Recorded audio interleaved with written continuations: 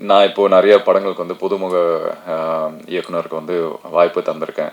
ஆனால் சில நேரத்தில் நம்ம படம் ஆரம்பிக்கும் போதே நம்மளுக்கு தெரிஞ்சிடும் அந்த படம் எப்படி வரப்போகுது அப்படின்னு. இருந்தாலும் வந்து முழு நம்பிக்கையை போட்டு பண்ணும்போது சில நேரத்தில் அந்த படம் வந்து ரெக்கக்னைஸ் ஆக மாட்டேங்குது. ஸோ அந்த விதத்தில் இந்த சைடும் ஒரு ட்ராபேக் இருக்குது. ஸோ அதனால் நான் யாரையும் நான் இங்கே தப்பு சொல்ல முடியாது. ஒரு சைட்லேருந்து பார்த்தா எல்லாருடைய ஆதங்கம் வந்து அவங்க சைட்லேருந்து பார்த்தா நியாயமாக தான் இருக்கும். ஸோ டெஃபினெட்லி இது நல்ல படைப்பு தான். ஸோ கண்டிப்பாக இது நல்லபடியாக பேசப்படும். இது சினிமாவா தியேட்டரா எப்படி பிஸ்னஸ் ஆகுதுன்னு எனக்கு தெரியாது. அண்ட் கண்டிப்பாக ஓடிடியில் வந்தால் எப்படியும் ஸ்லோ பிக்கப் ஆனாலுமே வந்து கண்டிப்பாக அந்த படம் பேசப்படும்னு எனக்கு தெரியும். ஏன்னா நம்ம ஒரு 10 வருஷம் 15 வருஷமாக வந்து சினிமா பார்த்துட்ருக்கோம். சினிமா சின்ன வயசுலேருந்தே பார்த்துட்ருக்கோம்.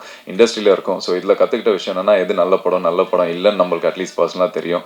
நான் நடித்த படங்களாக இருந்தாலுமே நான் வந்து நல்ல கிரிட்டிக்காக தான் பார்ப்பேன். என்னோடய படம்ன்றதால நான் பெருசாலாம் வந்து மார்க்கெட் பண்ண நான் ஆசைப்பட மாட்டேன். ஸோ நல்ல படம் பண்ணியிருக்கீங்க. பிரேக் கிடைக்கிறதுக்கு கண்டிப்பாக டைம் எடுக்கும். இல்லைனா இந்த படமே பெரிய வெற்றியாக கூட அமையும்.